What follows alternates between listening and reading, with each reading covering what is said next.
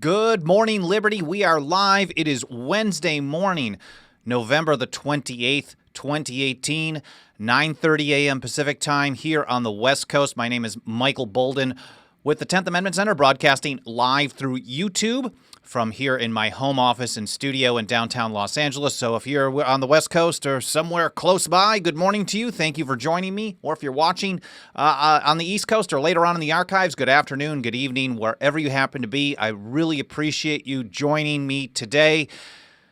This is going to be an interesting show, kind of a discovery program here. One thing that I don't like about podcasters and YouTubers in the libertarian world is that most of them seem to know everything.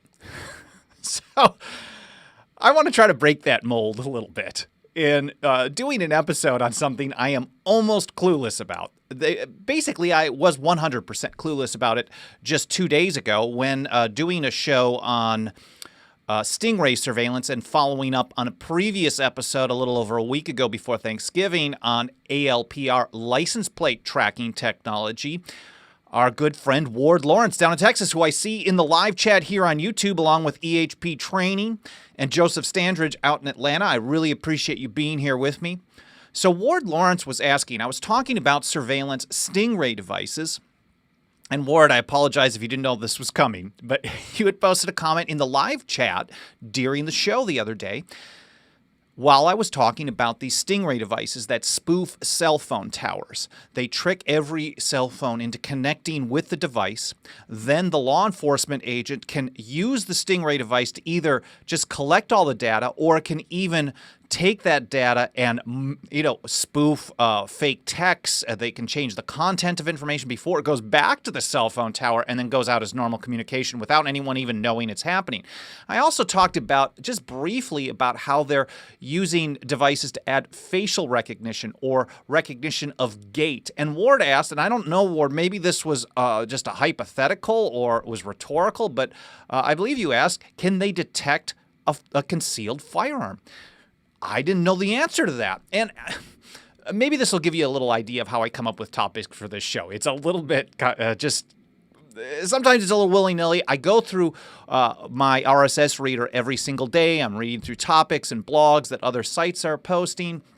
I look at things on the right to keep and bear arms, libertarian issues, constitutional issues, surveillance issues, and I wasn't necessarily planning on talking on this, but yesterday I came across before I talk about yesterday's article, first of all, as EHP Training notes in the live chat, smash the likes. If you are here and you are watching live, please smash that like button. Hi, Justin Bayola as well. I appreciate you joining us. Smash that like button. And of course, if you're watching in the archives, and whether it's here on YouTube or BitChute or Keyport or Brighteon.com, or you're watching or just listening to the podcast, make sure you rate the podcast. Make sure you hit the like button wherever you see it on any social media site and share, because that really helps us spread the word. And I believe this past Monday's show was actually, at least on YouTube, the most views we've had on. The numbers are very modest, in the hundreds, but I think it's the most that we've had so far. So I appreciate everyone who's been liking and sharing. It's really helping us slowly and steadily build up. So anyway, I'm looking through my RSS feeds. I use a feed reader called Feedly, where there's a mobile app. It's free. There's a desktop version, or I just look through the browser. And I can put things in categories. So I can look at legal blogs if I want to look at law review papers. I can look at surveillance issues. I can whatever I want to do. I have a WordPress section, so I can follow updates on coding ideas and plugins and things like that. So I'm looking through the surveillance section, and I came across this post here, which, if you're watching the video version rather than just listening to the podcast, it comes from a blogger, somewhat anonymous blogger called Mass Private Eye. And this guy actually submits some reports to us as well. We cross-post them as well. And he reports on some really interesting niche surveillance technologies, both corporate and government. And yesterday's article is titled, "Surveillance Cameras Equipped with Thermal Imaging Allow Police to Identify People by Their Gender, Body Size, and Color of Their Skin."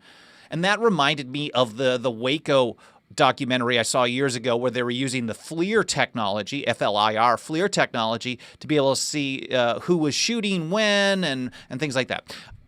So that reminded me at that moment, just as I'm reading my daily updates, trying to find out what's going on in the world, things that we need to cover, things we need to fight back against, things we need to report on, Ward Lawrence's comment, hey, can they detect a concealed weapon because it's under layers of clothes? And I think I had said, oh, well, I don't know. I guess if it's concealed well enough. But then this thermal imaging report made me think, well, maybe they have the technology to do this. And maybe those of you watching, and I think EHP Training would probably be the one that be most well-versed on all of these issues down there in Alabama. Maybe you know better than I do, but I'm learning. And sometimes I want to do shows here where I talk about stuff that I really don't know a lot about, but I'm basically exploring things that someone or a lot of you who listen or watch are interested in knowing about, and then we're basically doing the research together. So I'm going to share with you today the research that I did yesterday that kind of led me down this trail into the short answer of yes, they do have the ability to do this, and they're expanding it and trying to make it more available in broader areas and expanding the capability and technology to make it worse. I also want to say hi to Richard Robertson out in the live chat. And of course, I appreciate everyone who leaves comments, whether it's here live or in the archives. I do read all of them. I don't always get to reply to everything, but I do my best to take a look, and I get a lot of good information. Justin Bayola says, for sure they can do this. Steel is cold. And, and this is part of my ignorance in thinking about this. And it may not even be steel, and we'll get back to that as well, based on how they use this technology. Because the idea of thermal imaging is that they're sensing heat.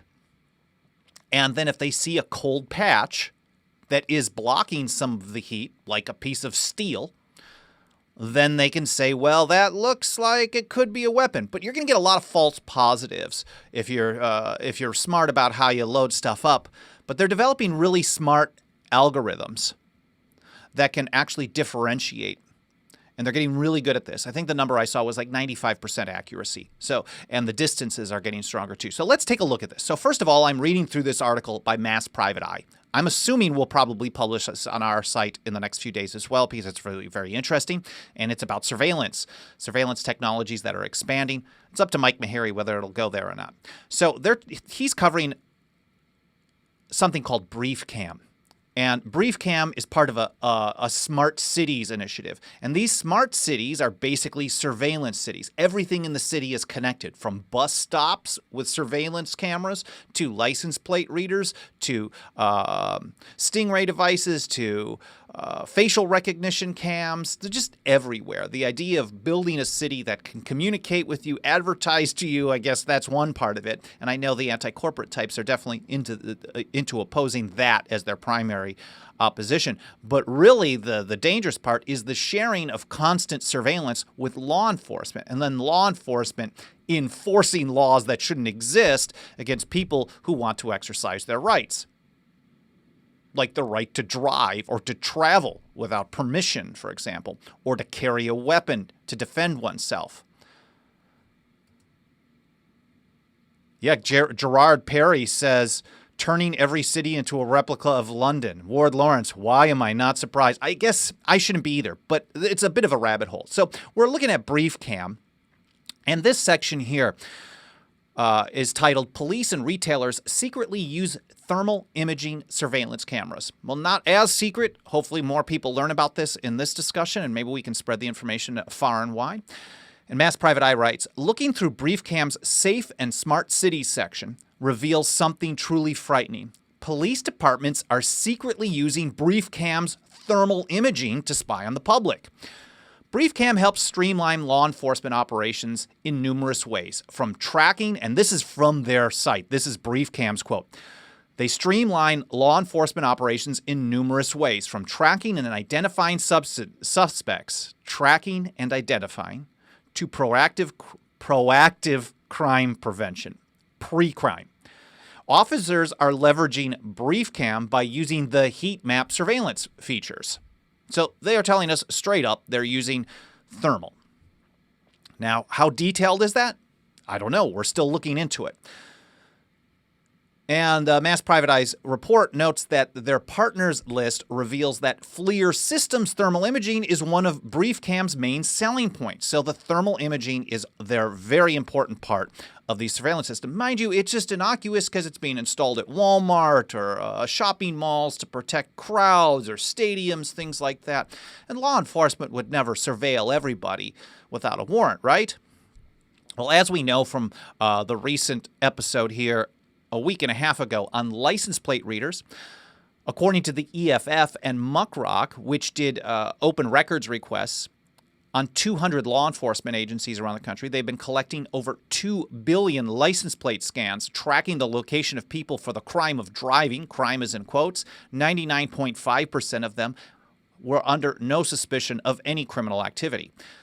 So the idea that they're using this to stop crime it's totally opposite. They're using it to track people, and every now and then they catch a criminal, and then they advertise that they're using it to catch crime. That's the scam in my mind. So they use FLIR systems. And as I mentioned, I remember the FLIR system that was mounted on planes or a helicopter or something over Waco. And one of the creators of it was in this documentary pointing at things, saying, oh, no, that's a shot over here. This is a fire, and talking about how it worked. And I think that was a much earlier version of the technology. So I was kind of digging up, and I was doing some Google searches, FLIR, weapons detection, FLIR, concealed carry, and I really didn't find much. I came across an AmmoLand article. I believe it was AmmoLand. It may have been guns.com. I didn't link this one because the article didn't cover this specifically. It was basically an advertisement for a kind of a handheld FLIR system, thermal imaging device for hunters, for tactical use, things like that. And someone in the comments was very confident by saying, you know, this looks awesome and all, but this is just another way that this could actually detect, find out who is concealed carrying. This can detect weapons under layers and layers of clothes. And some guy responded to that saying, okay, yeah, well, maybe, but you just sound paranoid. Law enforcement has no reason to do that. This is the mentality. There's a lot of people who believe that law enforcement is on the side of the right to keep and bear arms when law enforcement is on the side of law enforcement, unfortunately. And if the laws are bad, law enforcement is still on the side of law enforcement. So we don't really see much resistance in law enforcement to gun control actions because there have been many on the books for over 70 years, and they're still being enforced by law enforcement. So that just led me to do a little research, and I couldn't really find an answer to it. Maybe someone can tell me, are these being used? So this is an example of one of them, the FLIR Breach PTQ 136. It's only $2,500. In fact, one of the ads for a different version of it talks about like a $1,700 or $1,600 version. They have an app version that can go on your phone that isn't as accurate. And my understanding is, yes, this can actually tell, but I don't know for sure. But this is one of the types of devices. It's handheld, it's small, and it can absolutely tell heat signature. So as Justin Bayola points out, you've got a piece of metal sitting here underneath your clothes. They're going to notice that something isn't transferring heat as well. So there might be an issue. They might be able to determine it. I'm not sure if they have the algorithms to determine if you've got a heat signature, or maybe you've got body armor on, or you're just carrying something under your jacket because you don't want to get wet in the snow or something like that. I'm not sure. Only $2,500. Well, Richard Roberts said that's expensive for us, but for government agencies, which spend sometimes $100,000 per drone, I think it was like $100,000 per surveillance drone in Houston, Texas, this is extremely cheap. For $2,500, with all the money that they're stealing through taxation and the money that they divvy out in the billions and billions of dollars to local law enforcement agency through DHS and FBI and DOJ grant, this is cheap. They can equip everybody with this type of gear. Now, the question is, can the gear be used for what we don't want it to be used for? And let's take a look a little bit further. So I'm not really sure on this particular device. FLIR is the most popular thermal imaging manufacturer, and they're making it so it's available for the general public as well. So I started digging in further. Is there just thermal imaging instead of just FLIR? Are there other manufacturers? And I started coming across other stuff. Back in 2012, the city of New York As Gerard Perry notes in the comments, he says that's not a lot of money. Talking about the $2,500 for one device. And I'm sure if they bought in bulk, like hundreds of them or thousands of them, they're going to get a lot cheaper. It's not a lot of money for a mid-sized police department. New York City has its own army. So here's a report at Singularity Hub. There were a lot of other news articles that in the mainstream even talking about this back in 2012. And it says police are making a scanner to detect concealed weapons 80 feet away. This is a report that says the New York Police Department is working with the Department of Defense. If you want to talk about NYPD being an army, they're partnering with the Pentagon to develop a scanning device that would allow them to detect concealed firearms on a person 80 feet away. That is no joke. Seriously. So they decide, I don't know who reached out to who. Was the Pentagon hitting up the NYPD or vice versa? I didn't remember seeing that in the story. So this was an electromagnetic wave version. It's not the same as this is more like the TSA. The NYPD, and this is as of 2012, has a prototype that they're testing at the department's Rodman Neck shooting range in the Bronx. Right now, the prototype only has a range of 3 to 5 meters, 15 feet or so. But they hope to eventually be able to scan for weapons on people up to 25 meters or 85 feet away. Now, of course, it's a test run, but they clearly want to be able to do this. And in Bloomberg Town, they definitely don't want any of us plebes being able to defend ourselves. Now, I don't spend a lot of time in New York. I live in the other version of it here in LA, but there isn't a very strong police presence in this town, at least in the areas that I spend my time. Not like NYPD in New York. When I go to New York or Philly, for example, I feel like there is just law enforcement. They are everywhere. So that becomes a little bit more frightening if they start using this type of technology. So this was kind of a trial run with the Pentagon, with the military, to use a military tactical weapon that they've deployed in Iraq. And maybe I'm getting ahead of myself. So, of course, the report, they check in on the ACLU. What does the ACLU have to say about surveillance when it comes to the right to keep and bear arms? And this is how they reported on it at Singularity. Of course, we can't mention police and scanners and people without mentioning the ACLU. The New York Civil Liberties Union, which is the local affiliate there, isn't taking a hardline stance against the frisking from a distance. What a surprise. In a statement, the group acknowledged New York's problem with gun violence. So, of course, their first statement is like, oh, New York has a gun violence problem, so they're basically taking the side of more gun control. But then they pointed out that using the scanner could decrease the city's stop and frisk rate by 500,000 people annually. They also cautioned that the ability to walk down the street free from a virtual police pat-down is a matter of privacy. So that is a mixed message. To me, it's almost selling the idea of using this. They're saying gun violence is bad. It would be better. They've got this stop and frisk program that we've been opposed to. But if you use this to find the guns, then we can cut back on the stop and frisk. But, it is a little privacy concern. That's the way it reads to me. And in fact, that kind of backs up the view that I have had meeting with them at HQ talking about privacy issues. Mike Meharry and I went to New York City a few years ago to meet up at the ACLU high-rise office. It was like on the 50th floor. Awesome place.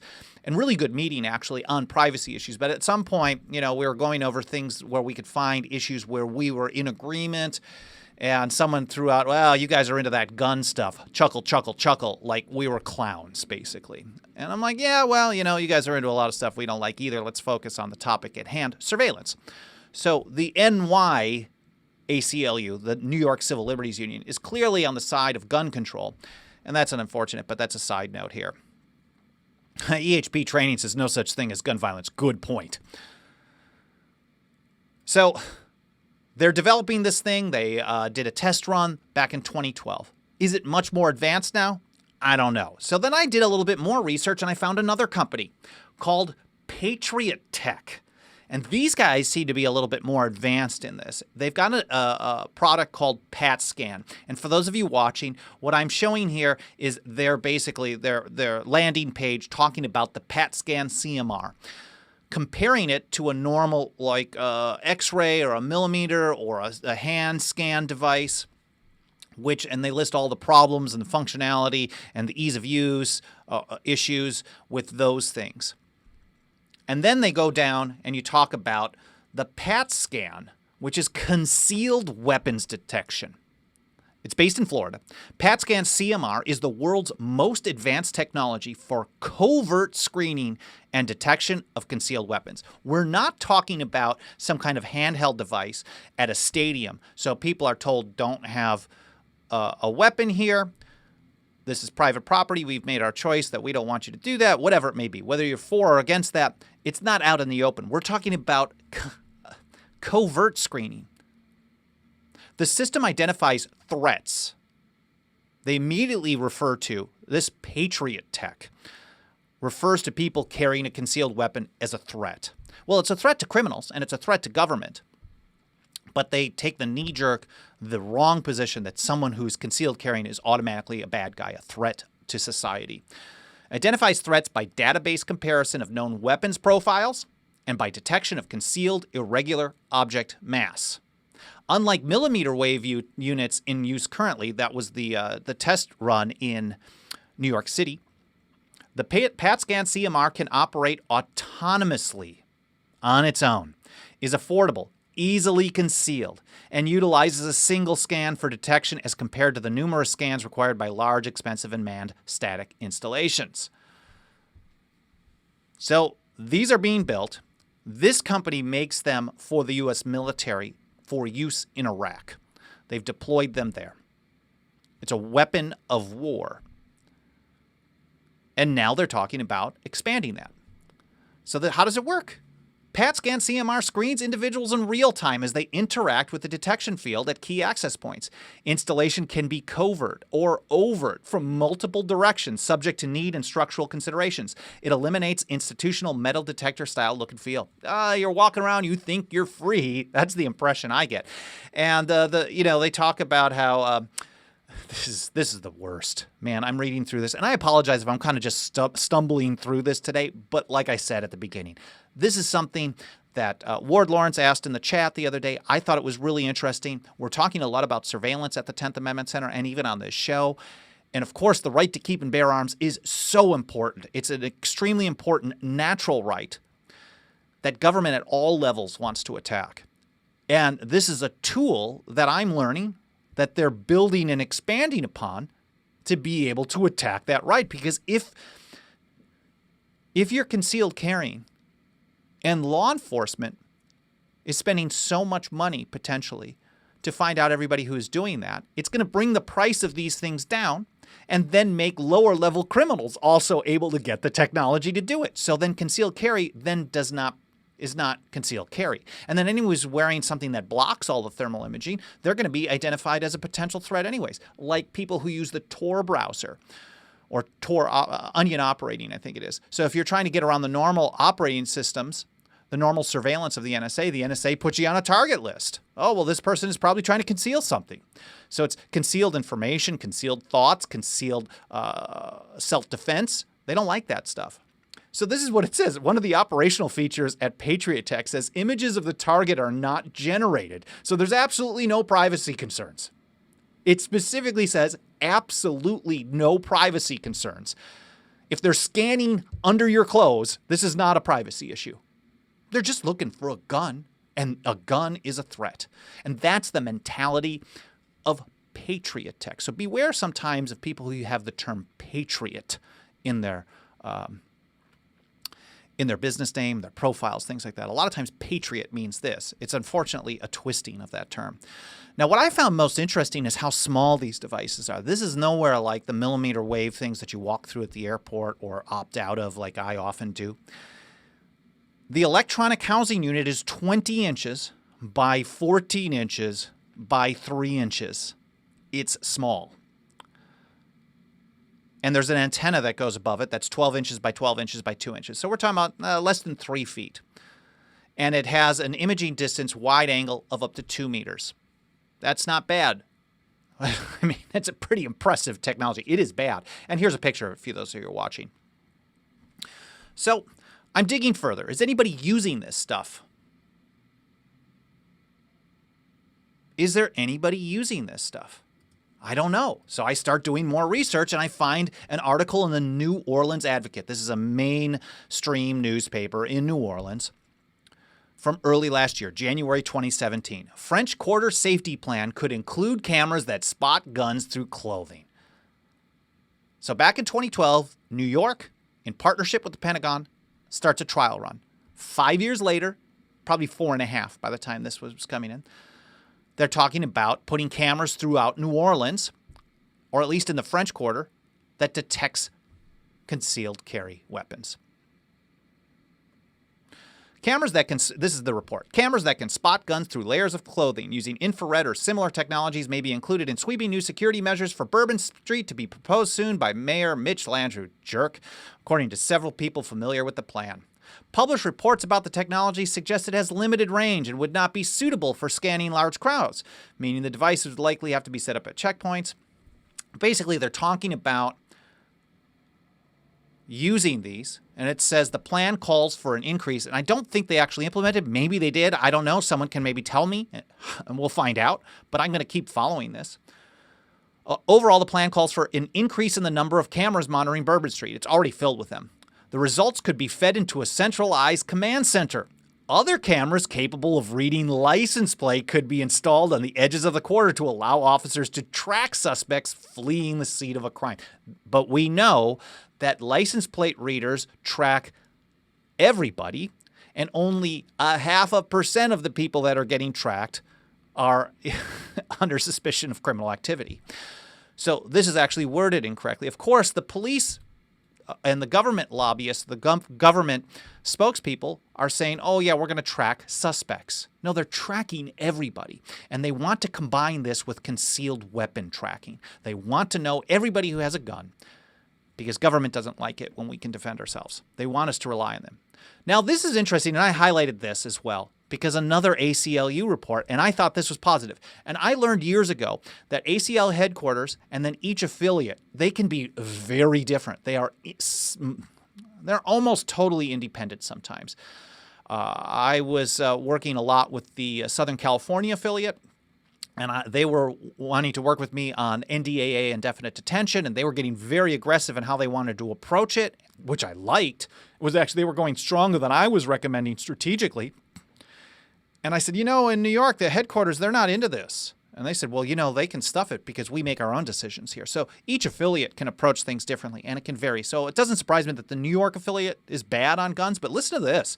Marjorie Essman, executive director of the ACLU of Louisiana, said she had not heard anything about the plans or the technology, but found it, quote, very disturbing. She says this: I think that this is a violation of people's constitutional rights. It's not a constitutional right. It's a natural right.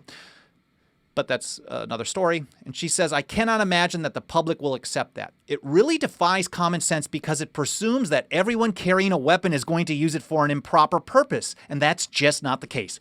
Kudos to Marjorie Essman. That is exactly correct. What they're saying, and what the Patriot Group, or what is it, PatriotOneTech.com. They're saying that if you have a weapon, it is a threat. And ACLU of Louisiana, their executive director, is on the right side on this, which is very positive, saying that it's wrong to scan everyone and track everyone who may be concealed carrying because it's presuming guilt instead of innocence. So that's very positive. I just wanted to put a link here to another company called Thermal Matrix. And I think they are maybe even more advanced. It's hard to tell. But they are, quote, dedicated to building the most advanced, accurate, and reliable concealed object detection systems anywhere. We excel at software and hardware development, sensor research and evaluation, systems integration, rugged product deployment, and providing experienced training personnel on the site and in the field. They use infrared technology. They use small products. You can see here in the picture, it's a camera much smaller than the one that I was talking about from Patriot Tech. It connects to a laptop. And they have been deployed by the U.S. Army and DoD in support of Operation Desert Storm since 2005. So they've been building their tactical skills. They've been improving their algorithms in war now bringing this weapon of war back home. They now supply concealed threat detection systems to local law enforcement agencies, government agencies, and industry. Our systems are used domestically. For example, Florida law enforcement, and I'm reading from their website, as well as internationally, like the Indonesian police.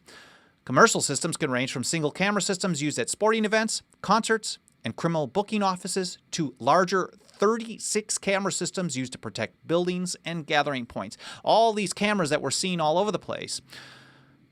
Whether it's on could you imagine a red light camera or a fast track freeway camera, and now you add one of these? I don't know. Shopping malls, open air walking areas. I mean, there's all kinds of places that they could put tons of these cameras at a couple $1,000s a piece. They definitely have the cash that they're stealing from us to pay for it. So all these links that I've been kind of digging through and walking through, they're all in the show notes on YouTube. And then, of course, if you're watching through the archives, the best place to go to find all of our archives is 10thamendmentcenter.com/goodmorningliberty. That's where you'll find previous episodes and then also links to finding alternate sources rather than just YouTube. So like BitChute, Brighteon.com, iTunes, Google Podcasts, etc. I also wanted to briefly point out that there are a couple of bills. Now, even though that the surveillance is ramping up, that I don't want that to discourage people pushing for more concealed carry or what they call constitutional carry.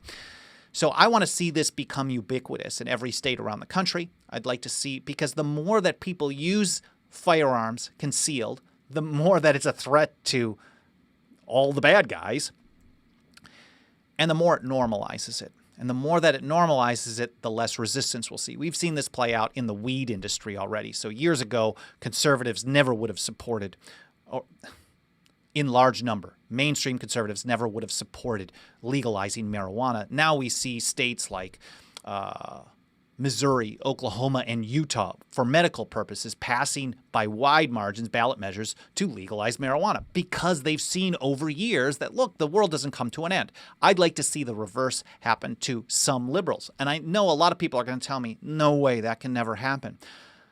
Well, even if they don't come on board, I'd still like to see this expand. And if they don't learn from it, that people are safer when people can defend themselves, or maybe random people in your neighborhood can defend themselves. If they don't learn from that, that's their own problem. You can only lead a horse to water, right? So there are a couple of bills that have been introduced already for 2019, early on, pre-filing right now, to establish constitutional carry is what they call it. In Texas, first of all, Jonathan Stickland, who is a really good guy, filed House Bill 357, great number, HB 357. He pre-filed it on November 14th, and according to the report from Mike Meharry, if passed into law, it would end Texas's concealed carrying licensing requirements. End licensing, which is awesome because it's not a right if you have to get a permission slip, and remove the need for government permission to carry a concealed firearm in the state. It reads, except as otherwise provided by this chapter, anyone 21 and older is not prohibited from carrying. It literally just removes a prohibition on carrying a concealed handgun or a partially or wholly visible handgun in a holster. So permissionless concealed carry. So HB 357 has been filed in Texas. If you live in Texas, it has not been assigned to a committee yet.